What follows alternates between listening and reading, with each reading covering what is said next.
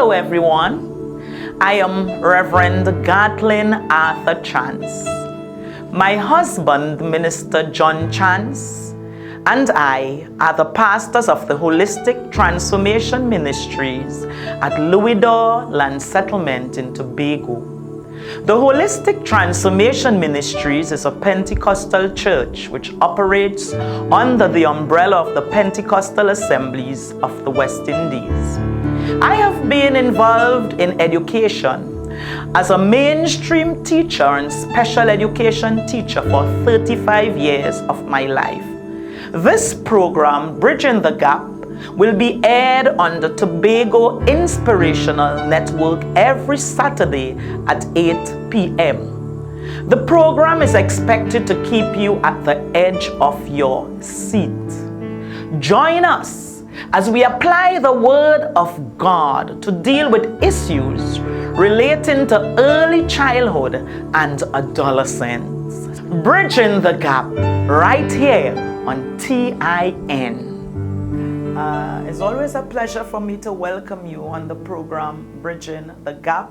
Might I remind you that the program is aired every Saturday evening at 8 o'clock. So when that time reaches, please sit in front of the television and share that time with us on that program.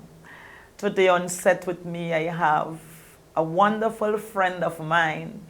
And our friendship dates back to high school, when we went to Bishop's High School together. I wouldn't tell you when we went there, but we went there a long time now. Pleasant good evening to you as well, Michelle. My friend's name is Michelle Huggins. It's a pleasure to have you on set. Pleasure to be here. Okay. As she said, we've had a friendship that extends way back from high school, sixth form, till now. We've stayed close. We're like sisters. So pleasant good afternoon to everyone. Yes, and let me tell you that Michelle doesn't live here anymore. And it had to be a good friendship to maintain that close relationship, because she's been abroad for a number of years.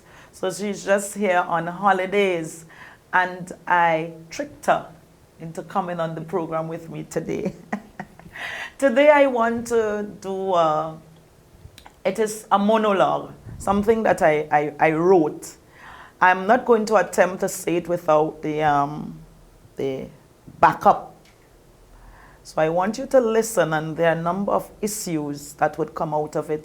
This was something that I did some time ago. As I told you last week, I love writing. It's one of the gifts that God gave me. So I want you to listen, and let's see if we could see the issues that come out of it, and what we could probably look at what we can do concerning those issues. Oh gosh, my phone only ringing. Church where? Which church? Holistic Transformation Ministries. Somebody invite me there already. Them again. The pastor then tired. Oh God, but people them the support she, man, she does well hook you. And she people them who like she better than a good fishing line. A true. She been gonna make a good businesswoman. She been gonna be a billionaire. Her mouth too sweet. It's true thing you're talking. That woman, she could preach a sermon to make Satan forget sin and serve God. Arella, don't say that. You must find time for God even if you're young. But here no girl, I going to Tobago Fest twinner. That lineman missing me. What? You going to shade after that? You went easy.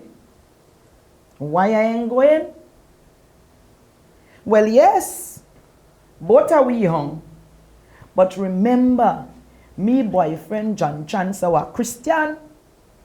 John Chance don't like them thing the girl. He dropping me home after the crusade. I hit in crusade first.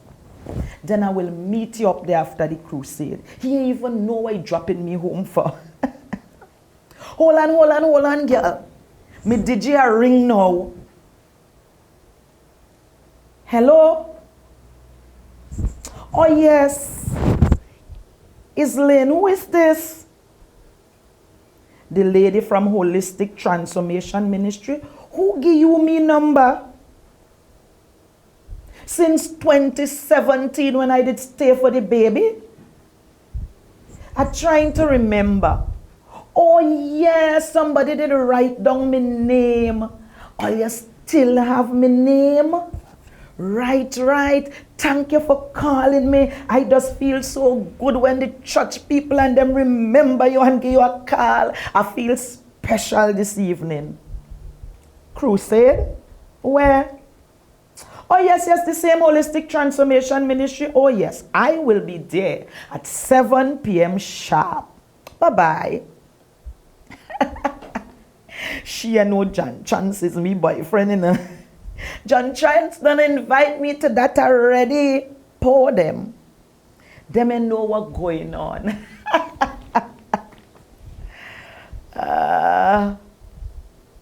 I only hope Rella ain't gone on the next line. Oh gosh, Rella, I forget that I was talking to you. Oh gosh.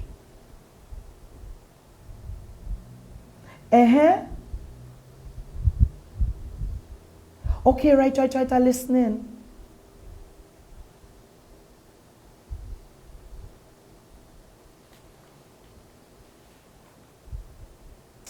All right. I'm going to make sure that early, don't worry. I'm going to make sure that you don't worry. I had to support John. But you know I had to support you too. Because we young, I can't let my friend vex with me. Right. But you know I like the woman. Don't talk that about she. Me like the woman. According to she, yeah, that is the character of God. God can't change. He's love. He could never change. Girl and John Johnson changing neither. All right, Lord. Thank you for your blessing. I'm thanking God for my blessing, for giving me John Chance. He's a Christian boy. It doesn't matter what kind of life me live. He not know what kind of life me live. Girl, me a change before he know. Okay, bye-bye. Lord God, thank you for the blessings. It's all you're doing. Oh gosh, them phone here does bother we, eh? Hi. Oh, John. You ready? Give me a few minutes. I was just preparing my clothes. Right. I was trying to call up some friends to get them to come to the crusade with us tonight. But they don't want to come at all. Chance, I feel Jesus really coming just now, you know. Okay, right. I'll be ready in a few minutes. Lord, hold your hand. No come now, you know, because me not ready. Oh, Lord, Father, forgive me. Me young and me not stay so, Lord. Forgive me, hold your hand. No come when me there at the party there. Lord, please no come. Oh, got my phone ringing again. Hello. Wait, I'm going to have to call you back, you know.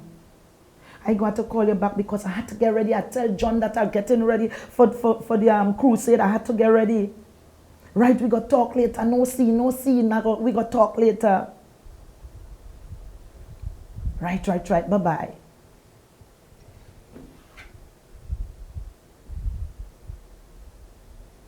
Hello?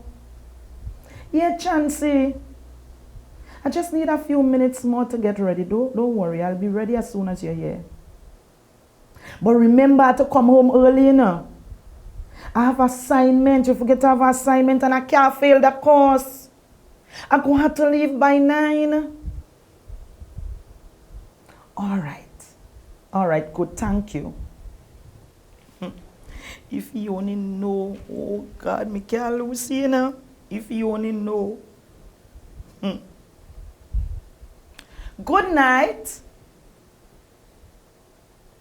Oh, you reach already, boy? You just really do things quick, you know. You all for your God. Thank you. Chance, you look nice.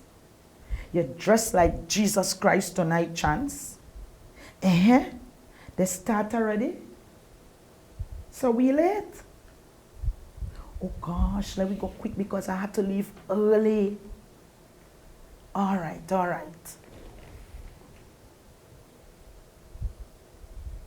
Right. You go up in front. You go up near. I got to stay behind. I had to stay behind because I had to leave 9 o'clock. All right, I still here in the pastor. Wait. This pastor woman talking me business? How she know I go into Tobago Fete? How she know that after the church I go into the slime? Look, I don't feel like staying here, you know. I just feel to leave and go home because them church people just talk your business too much. Oh gosh. Them a ring me in a church. Hello? Yes, this is Gatlin. Yes. Who? Rella Farren? Yeah, she's my real spa. Let me come out a little bit so I could talk. She's my real spa. You have a message for she? I will see she later. What? What you just said that? She gone home? No, it's not she. She short. She dark. She thin. No, not so thin. She kind of fat. She fattish. She name Rella. Uka. No, she can't drive. It's not she. She don't drive in red car. Not Rella. No, Rella doesn't drive in red car. Rella does only drive in white car. No, she ain't dead. She don't like accident. I tell she to come to crusade tonight. I did tell she to come to the crusade tonight. And she didn't come. Okay, I gone. Chancey. Tell the pastor I want to give my life to God tonight. Father, forgive me. I'm not going no great fete. That environment is not for godly people. I just want to serve God. I just want to give God all of me youth. I didn't know that Aisha would have died and go to hell. Lord, please forgive me. Aisha can't be forgiven again, but I could be forgiven. Pastor, I'm ready to give my life to God.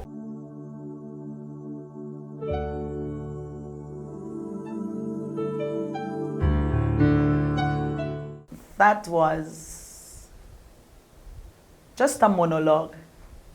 It's just a story. It's a story that tells us many things. Michelle, you heard it. Mm-hmm. Good story. It's about a girl, young people who felt that they had all the time in the world. Now, we have young people, and I'm not pointing fingers at anyone because I want the viewers to understand, especially if there are young people there, that we were young as well. We were not always what we are today. That's right. There were times when we really had fun together. In fact, we were raised in church, but there were times when we stole chances as well to go to places that we knew were not godly places. We didn't do too much. We were not exposed to what the youths are exposed to today. But before we go there, I want us to look at the monologue. There are some things that came out of the monologue. Now, we're dealing with helping the youths, we're bridging the gap. We want our youths to understand that you've got to make a choice. It's either you serve God or you serve the enemy. And of course, we are pushing that God wants us to serve Him. We saw in the monologue that Rella, who was my friend, I'm Gatlin, you know, I was the girl who was pretending to be the Christian because I had a Christian boyfriend, and that John Chance happens to be, as you would know, my husband. So John Chance was a believer, a practicing Christian, and I had been playing games, jumping in and out of church, enjoying both worlds. And we need our young people to understand that we cannot and we should not be enjoying both worlds. What are your thoughts concerning that? That's true. You know, the Bible says you can't serve two masters. You would either love one or hate the other. So, yes, I would agree with you. Right?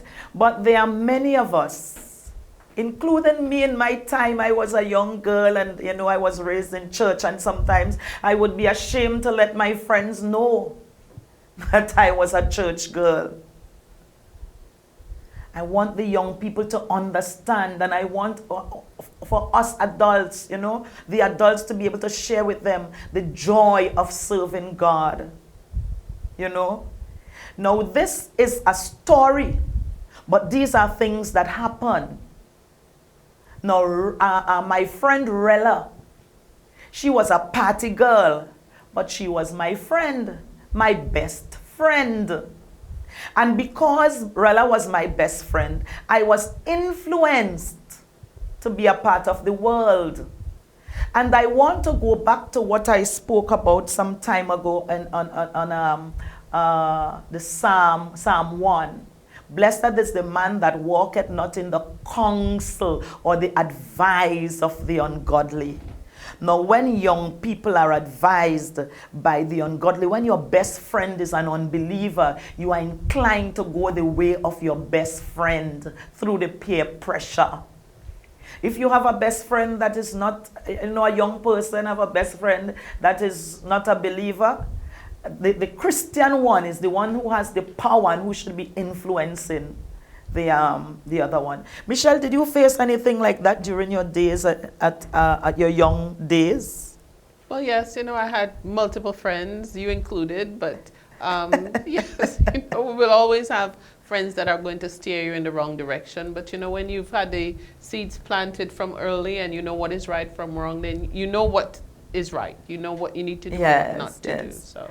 You know, as you said, you included, I remember one time when we were young, we went to, it was a party at Bishop's. Now, mind you, when I went to these parties, my father didn't know it because I was staying at my sister, you remember, right, at Sangster's Hill. exactly. And my father was in Louisdor. So I had a little more leeway from Sangster's Hill because my father couldn't know that I was going to one of our Bishop parties. That's just how he was. I remember one time when we went to one of those parties, somebody, in those days it was Coke and rum, some Coke, yes, kind of alcohol. Yes. And every time we go to the parties and they ask, what do you want to drink? I would either say Solo or malt or something. And they would laugh at me. And there were times when persons encouraged, our friends encouraged us, oh gosh, Gatlin, every time you come here you want, you know, and they giving you Coke and rum and that kind of thing. And I never really did like it. I never really did drink it. I always felt that I should maintain a calm. I should always know what's happening in my life. I was afraid that I would get drunk, so I never did use it. And these are things that our young people experience today. There are good young people out there, good youths, who want to do what is right, whose parents have, you know, raised them in the way of the Lord. But because of the company that they keep, I don't know if you know, what, our parents would tell us a little thing about company. It has become a cliche now. Show me your company, and I'll tell. And there was another, and I'll tell you who you are. There was another one with birds of a feather. Birds of a feather, yes, flock together. Yeah. I am wondering, I don't want to put you on the spot. Is there anything that you want to tell just concerning that, our youths out there? Well, you know, sharing experience from my son. You know, he's had so many friends in high school, and Now that he's older, he's 26 years old, but when he was younger, 16, 15, 16, there was so much bad influence in his life. Yes, yes. He had, things that I never saw. He was smoking, drinking, using paraphernalia. And it's only now that he's older that he shared that with me. And as a parent, I thought that I knew everything, that I, would ask him questions and I would investigate. And I just felt like I knew everything. So we don't always know everything, but there was so much pull, so much bad influence.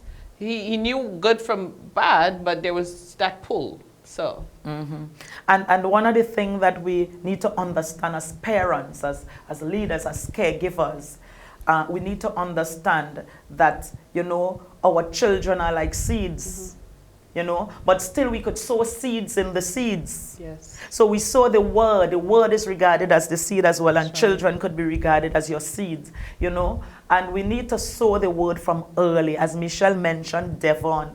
Today, her son Devon, who was given all those issues when he was younger, when he was just searching for himself. There's a time in our life where we're searching for our identity, that age where you're searching for your identity. And there were so many ups and downs in his life. Just recently, Devon preached at our church at Louisdor.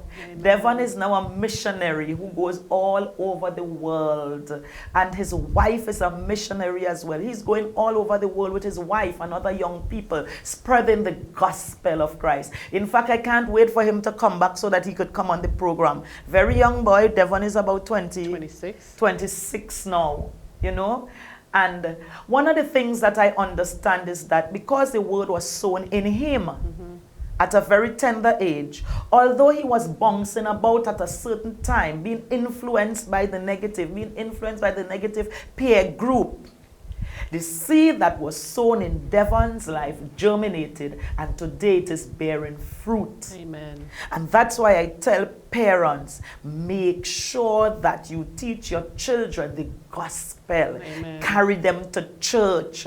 Make sure that they understand the word. It's the only thing that will last. An old lady told me, and I think I mentioned it before, everything else is for the fire. The only thing that would last is what you do for God. Amen. I agree.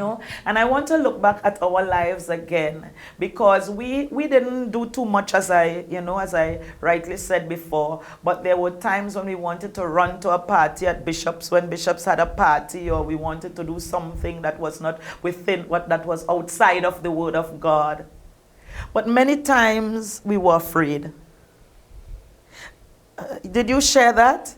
Yes, my parents were also strict, and Daddy would, we would have to let him know where we were going, and so a lot of times we went out. I would have to hide at Gatlin's house, or she would have to hide at mine. So it was never going. Yes. It was always with fear. So. Yeah. I remember one time we went. Was it Grandmasters? Grandmasters. I remember yes, one yes. time we went to Grandmaster, and this is many years ago. And I was raised in a Christian home, people. And we went to Grandmasters. And I was always afraid and asking God, Lord, don't let anything happen to me out here. Oh gosh, I want to give my life to you before I die. So I had fear. And one time as I entered through the door, somebody pelted a bottle and burst the person behind them, the person's face. And that thing scared me so much, because I was saying, Lord, suppose that was me and Bobo heard about it. Yep. But God spared us. God spared us, and even Michelle and Grown Up, tell us about where the seed was sown in you so that you could have sown it into Devon. That's right. I spent a lot of my holiday times by my aunt, Daisy McLeod, now deceased. Mommy would drop us over there, and we would spend the weekend. She would take us to church, to Sunday school. Even at times when Mommy wouldn't come out, we went to Sunday school. We lived in Scarborough, and we would walk all the way to Gospel Hall in Glen Road. And so the seed was sown there, We had aunts and uncles that were in the faith, and sowed the seeds. We would do Bible study. We would have little outings in the church. So it started from there. Right. The word is alive. The word is sharper than any two-edged sword, piercing asunder soul and spirit, bone and marrow, even to the discerning of the thought.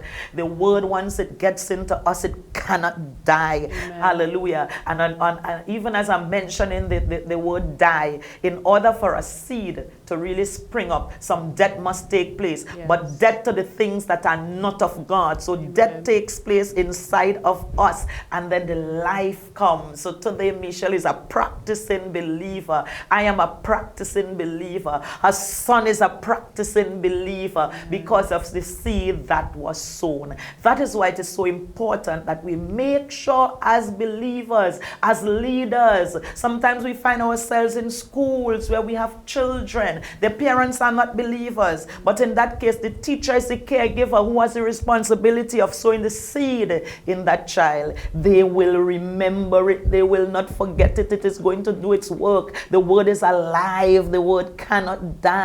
When we look at the monologue, we saw where Rella, she eventually died in a car crash. She died in a car crash, and she died outside of Christ. We do not want our young people to go through this experience, this type of experience. It is real. And that is why there is a clarion call for us as leaders in the faith, as parents, as caregivers, as teachers, to make sure that we find some time to get the word into our charges. I remember teaching in the primary school system, and every time before I started class, because I was a believer, I would tell them something about the word. We would do the word every morning. Any child that is under the voice, my voice today, they will say, yes, Miss Chance really did teach us that. At the top of my board, I will always have Philippians 4:13. I can do all things through Christ who strengthened me. I want to urge our adults out there. We are the ones who have to initiate the bridging of the gap, because we are the mature ones. We've got to bridge the gap. We've got to love them. We've got to teach them in love. We've got to embrace them. We've got to understand what they are doing. Meet them somewhere on the path, because they wouldn't come to meet us. They're not mature as we are. They can't rationalize as we are, as we can. So we've got to do the groundwork, because we don't want to lose this generation. Michelle, what's your word on that? Yes, that's true. We have to have them stay close to us, and we also need to be examples for them. Oh, you know, yes. we need to sow the seed, as you say. And as the word says, when they're old, they will not depart from yes. it. So. When they're old, they will not depart from it. I just want to remind us, even as we go, because we are coming to the end of the program. Children are like arrows. Don't find that I'm mentioning it too much. Perhaps there's someone who didn't hear it before. Children are like arrows. I just want to stay there with the arrows. If children are like arrows, an arrow cannot move through the airwaves by itself. They need us. We are the archers. And we are the ones who have to set the examples. When we talk our children down and we talk of all the things that they are doing, we have to bear part of the blame. It is our responsibility to raise our children in the fear of the Lord, and we've got to do it in love. As Misha, we were talking before we came here, she said in her church, and tell us a little about that quickly before we go. I attend this church in Charlotte, North Carolina, Nikeo Church, and you know, it's a church that has mainly college students. So we have to meet them where they are. You know, we do a lot of social media, advertising, just stuff to grasp their attention, to keep them involved and engaged in church. So. Amen. Amen. We've got to meet them where they are. They like the technology. Let's meet them there. Viewers, I thank you. The time is always too short because we have things to discuss. But I thank you for viewing, and we look forward to another session with you. Keep viewing the program on Saturdays at 8 p.m. May God richly bless you.